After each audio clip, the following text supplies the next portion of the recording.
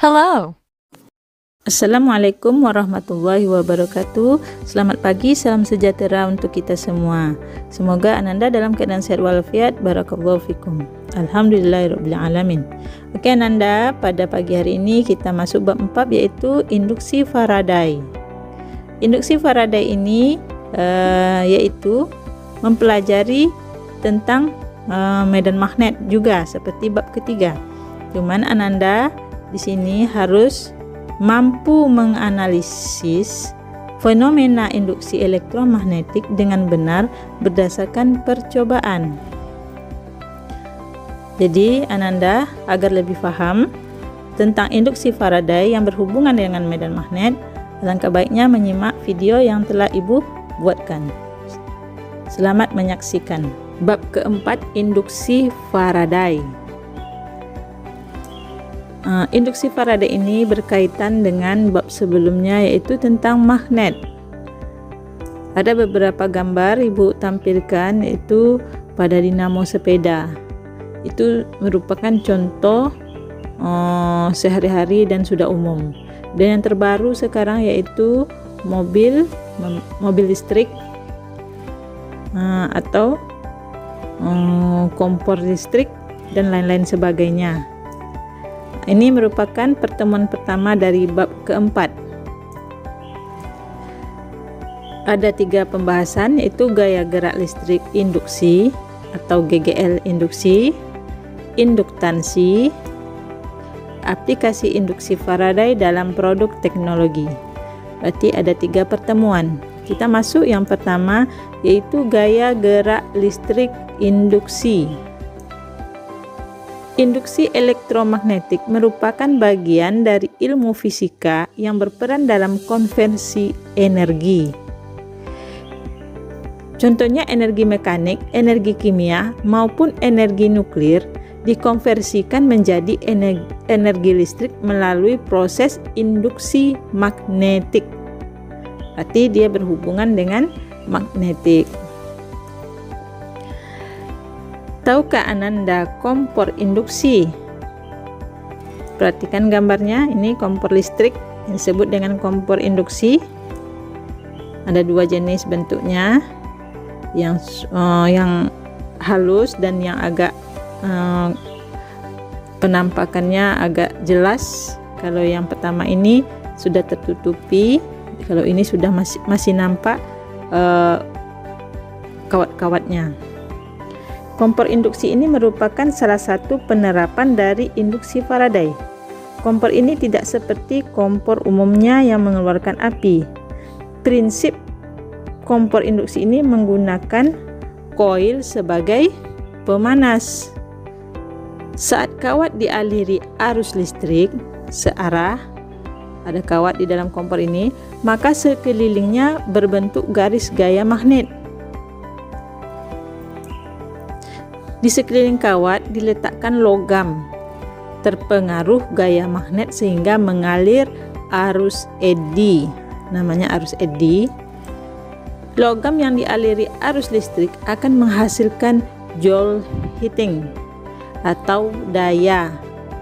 Daya inilah yang keluar sebagai pemanas untuk memasak. Jadi dia tidak menggunakan api. Oke, pada gaya gerak listrik ini, GGL induksi ini ada 3 pembahasan yang kita bahas, yaitu yang pertama dengan hukum Faraday tentang GGL induksi, yang kedua hukum Lenz, yang ketiga GGL induksi pada loop kawat. Kita masuk yang pertama yaitu hukum Faraday tentang GGL induksi.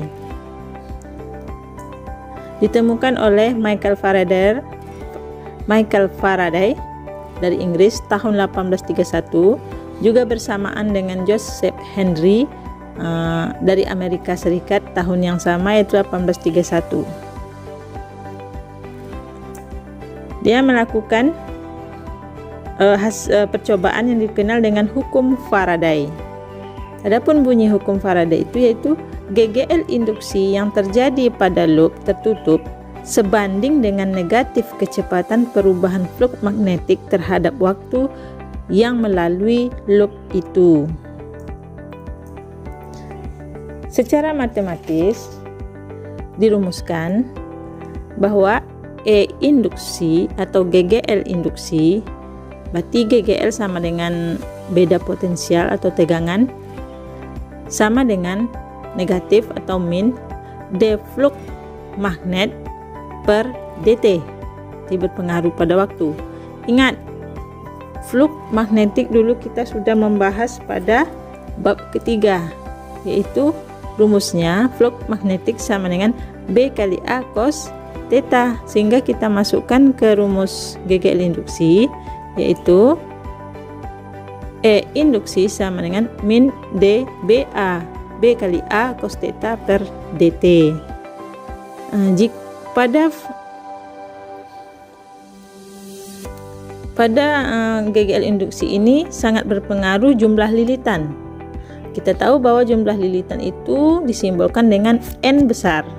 Maka dirumuskan E induksi sama dengan min N kali D flux magnetik per dt. Yang keterangan, E atau GGL induksi itu satuannya volt, maka sama dengan tegangan, N jumlah lilitan, D flux perubahan magnetik atau Weber, dt waktu atau sekon, B induksi magnet yaitu Tesla. A luas meter persegi. Oke, masuk yang kedua, hukum Lenz. Mengapa terdapat tanda negatif pada persamaan hukum Faraday? Hukum Lenz merupakan sebuah metode alternatif untuk arah arus induksi atau GGL induksi. Arus induksi selalu menimbulkan medan magnet induksi yang berlawanan dengan perubahan medan magnetnya. Sehingga bunyi hukum Lenz yaitu GGL induksi selalu membangkitkan arus yang medan magnetnya berlawanan dengan asal perubahan flux. Itulah mengapa terdapat tanda negatif pada persamaan hukum Faraday. Berikut yang ketiga, GGL induksi pada loop kawat. Ini ada gambarnya. Loop tahu ruang rangkaian tertutup. Ini ada kawat dengan panjang L. Dia memiliki medan magnet yaitu tanda cross masuk, sedangkan tanda titik keluar. Ini bukan cross ya, ini titik atau dot, salah ketik. Terus dia memiliki kecepatan. Jadi maka dapat dirumuskan bahwa GGL induksi atau E induksi sama dengan D flux per dt, itu rumus seperti tadi, dan pada rangkaian loop menjadi B kali L kali V min, ada minnya, ini kurang, ini min B kali L kali V, dengan keterangan bahwa V itu kecepatan meter per sekon, L itu panjang penghantar, satuannya meter, GGL induksi volt, dengan B induksi magnet Tesla.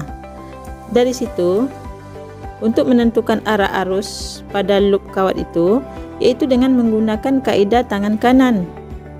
Sama seperti sebelumnya, yaitu kaidah tangan kanan yang direntangkan. Cuman yang berbedanya, arah ibu jari menentukan arah V atau kecepatan, sedangkan arah keempat jari menunjukkan arah medan magnet, maka arah telapak tangan mendorong menunjukkan arah arus induksi. Nah, itu lihat, boleh seperti ini yang direntangkan, boleh kita jadikan seperti menembak. Jadi dari sini bisa kita tentukan arah arus pada gambar yang pertama tadi ini. Ini arah V-nya tadi ibu jari, sedangkan B ini keempat jari, maka arah arus menunjukkan dari bawah ke atas, dari bawah ke atas, berarti dari pada kawatnya dari bawah ke atas. Jika dari R itu dari atas ke bawah, berarti mengelilingi seperti ini. Lihat sebelah, jika B nya keluar, maka V nya ke atas, B nya keluar, maka mendorong telapak tangannya ke bawah dari A menuju B, berarti arusnya dari A ke B. Jika sampai ke R atau hambatan, dia dari bawah ke atas, dia memutar terus dari A ke B, berlawanan dengan pada gambar sebelumnya. Oke, itulah untuk menentukan arus. Lanjut, contoh soal. Batang peki sepanjang 20 cm digerakkan dalam medan magnet tetap seperti pada gambar. Lihat gambar. Jika kecepatan 4 meter per sekon, hambatan rangkaian 4 ohm dan medan magnet sebesar 0,2 Tesla, tentukan gegel induksi yang timbul dan besar arah arus pada batang peki. Diketahui L 20 cm menjadi 0,2 meter, V 4 meter per sekon, R 4 ohm, B sama dengan 0,2 Tesla. Ditanya yaitu GGL induksi, yang kedua arus induksi. Oke, kita jawab. Kita tahu rumus GGL induksi adalah min BLV. Tinggal kita masukkan angkanya. Min 0,2 dikali 0,2 kali 4 hasilnya 0,16 volt. Arah tanda negatif menandakan arah GGL induksi berlawanan dengan arah penyebabnya. Yang B arus. Arus kita tahu rumusnya V per R, atau sekarang kita simbolkan dengan E per R. Kita tahu bahwa E itu angkanya 0,16 dibagi 4 ohm, maka hasilnya 0,04 ampere. Yaitu karena batang peki digerakkan ke kiri, maka gaya Lorentz ke kanan. Induksi masuk ke bidang, maka arah arus dari P ke Q, dari atas ke bawah. Oke, terima kasih. Demikianlah materi kita pada pagi hari ini, yaitu pertemuan pertama dari bab keempat ini. Semoga Ananda memahaminya dengan mudah. Jangan lupa jika ada pertanyaan, Ananda tanyakan di kolom komentar atau boleh bertanya melalui WA. Tugas dan yaitu catatan dan latihannya agar segera dibuat dan dikumpulkan. Jika ada kesalahan, Ibu mohon maaf. Wabillahi taufiq wal hidayah. Assalamualaikum warahmatullahi wabarakatuh.